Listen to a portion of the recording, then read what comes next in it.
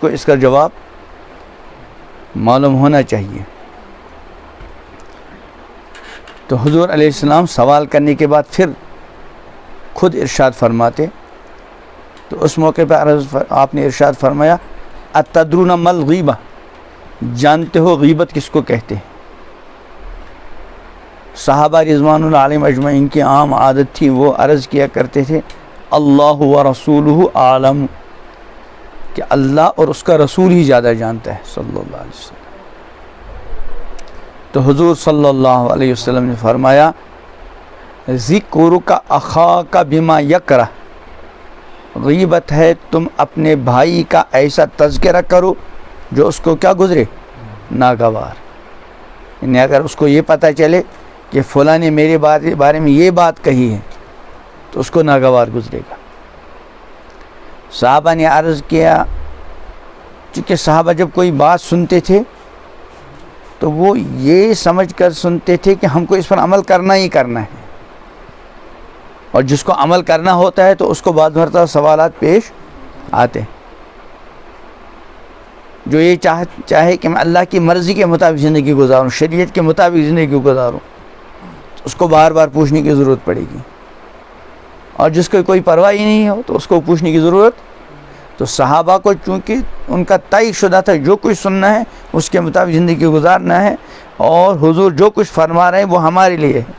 تو اس لیے کبھی سوال کرتے تھے تو عرض کیا ارأیت ان کان فی اخی ما اقول، اے اللہ کے رسول یہ بتائیے اگر میں اپنے بھائی کے بارے میں کوئی ایسی بات کہوں جو اس کے اندر ہے، میں کوئی اس کی طرف کوئی غلط بات منسوب، میں ایسی بات کہہ رہا ہوں جو واقعی اس کے اندر ہے.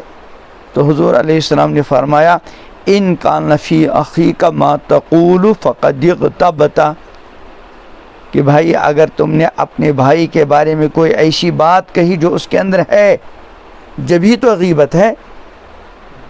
وَإِن لَّمْ يَكُنْ فِي مَا تَقُولُ فَقَدْ بَهَتَّ، اور اگر تم نے اپنے بھائی کے بارے میں کوئی ایسی بات کہی جو اس کے اندر ہے ہی نہیں، فَقَدْ بَهَتَّ، پھر تو تم نے اس پر کیا باندھا، بہتان. تو اس نے غیبت سے بھی بچنا ہے اور بہتان سے بھی بچنا ہے. تو فرماتے ہیں آج کل غیبت کا بہت زور ہے.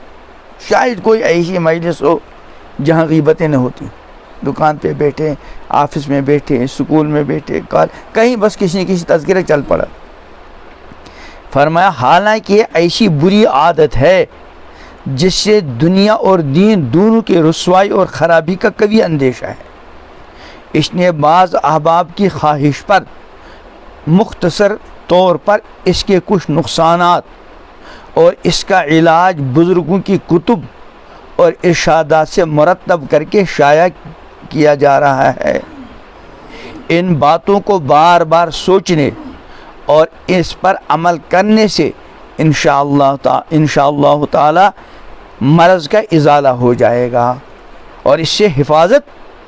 یہ مرض ہے، بیماری ہے، اور جسمانی بیماری سے زیادہ خطرناک ہے روحانی بیماریاں. کیا کیا رکھیں؟ پہلی چیز غیبت کا ضرر و نقصان یہ ہے کہ اس سے افتراق پیدا ہوتا ہے. جب کسی کو پتہ ہے یہ میرے بارے میں ادھر ادھر کی باتیں کرتا رہتا ہے تو محبت بڑھے گی، دوریاں بڑھیں گی. افتراق، اور افتراق سے مقدمہ بازی، لڑائی جھگڑے سب کچھ ہوتے ہیں. اور اتفاق کے اندر جو مصالح اور منافع اور فائدے ہیں، افتراق کی صورت میں ان سے بھی آدمی محروم ہو جاتا ہے. جب آپس میں باہمی محبت ہو، تعلق ہو، تو اس کے بہت فائدے ہیں. اور جب افتراق ہو، دوریاں ہوں، تو ان فائدوں سے انسان کیا رہتا ہے، محروم. نمبر 2، غیبت کرنے کے ساتھ ہی قلب میں ایسی ظلمت پیدا ہوتی ہے جس سے سخت تکلیف ہوتی ہے. جیسے کسی نے گلا گھونٹ دیا ہو، جس کے دل میں ذرہ بھی حس ہو اس کو یہ بات محسوس ہوتی. اب چونکہ ہم لوگوں کی عادت ہو جاتی ہے غیبت کرنے کی، اس لیے بعض مرتبہ احساس بھی، اور یہ بہت خطرناک ہے. ایک ہی کہ انسان سے غلطی ہو جائے اور پھر اس کو احساس ہو یار مجھ سے غلطی ہو گئی، یہ غنیمت ہے. اس کے مقابلے میں کہ انسان سے گناہ ہو گیا اس کو احساس ہی نہیں. اسی لیے فرمایا حضور علیہ السلام نے اذا سرت کا حسنت و ساعت کا سیئت کو فانت مومن، جب تمہاری نیکی تم کو خوش کر دے اور تمہارا گناہ تم کو کیا کر دے، بے چین کر دے، پھر مومن فانت، پھر ہی تم مومن ہو۔ اس کا مطلب کیا ہے کہ اگر گناہ ہو گیا، غیبت ہو گئی، جھوٹ بولا، غلط کام کیا، بدنگاہی کی اور اندر سے کچھ ہوا نہیں، یہ بہت خطرناک چیز ہے۔ خطرناک وہ بھی ہے، گناہ ہو گیا، یہ بھی خطرناک ہے، لیکن اس سے زیادہ خطرناک گناہ ہو گیا اور اندر سے کوئی بے چینی بھی۔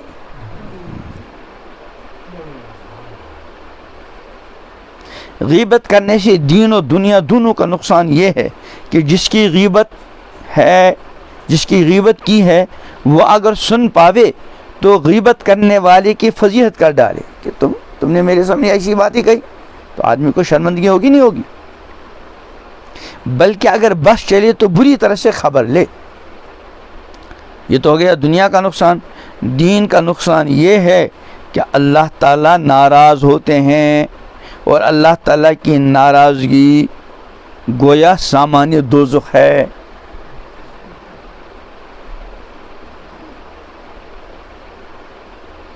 نمبر 4، حدیث شریف میں غیبت زنا سے بھی زیادہ ضرر کا باعث ہے۔ الغیبت اشد من الزنا۔ ادھر تشریف، ادھر اس میں، یہاں وعلیکم السلام، خیریت؟ طبیعت ٹھیک؟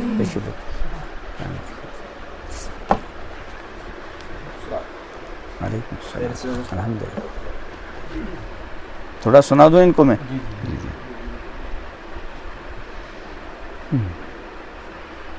غیبت کرنے والے کی اللہ بخشش نہ فرمائیں گے جب تک کہ بندہ معاف نہ کرے، کیونکہ حقوق العباد سے ہے۔ غیبت کرنا گویا کہ اپنے مردہ بھائی کا گوشت کھانا ہے، قرآن پاک میں ہے۔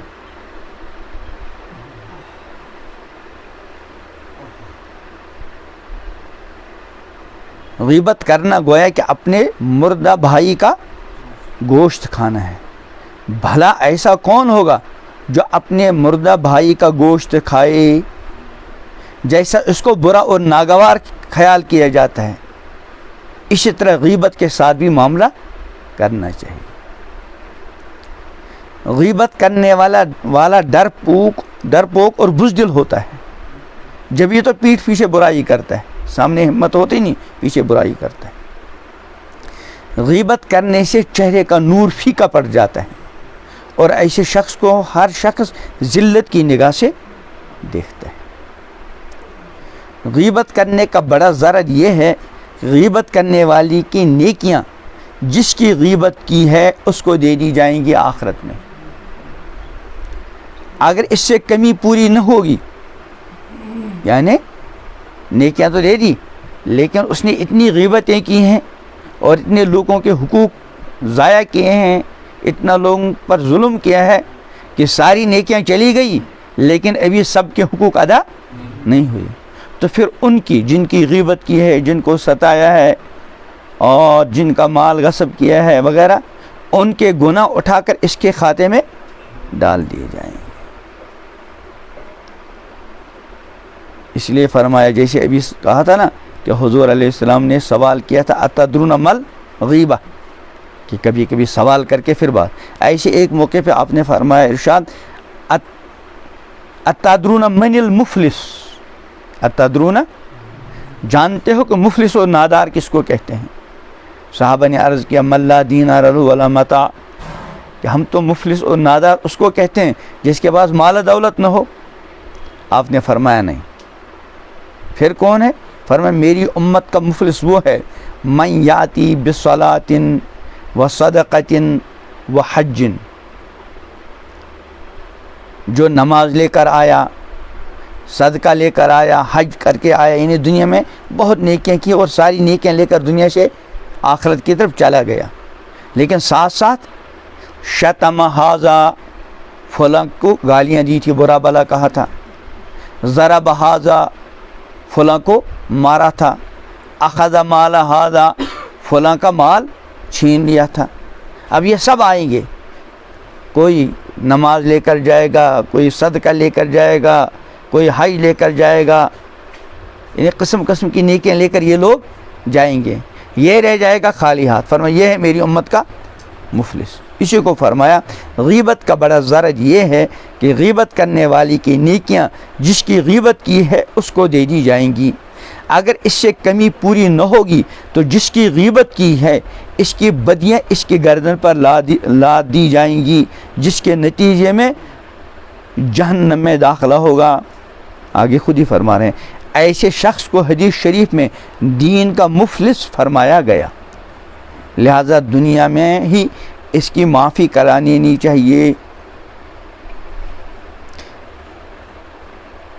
غیبت کا عملی علاج بھی کرنا چاہیے، وہ یہ ہے کہ جب کوئی غیبت کرے اور منع کرنے پر قدرت ہو تو منع کر دے، بھائی غیبت مت کرو کسی کی۔ اور اگر ایسا ماحول ہے کہ منع نہیں کر سکتا،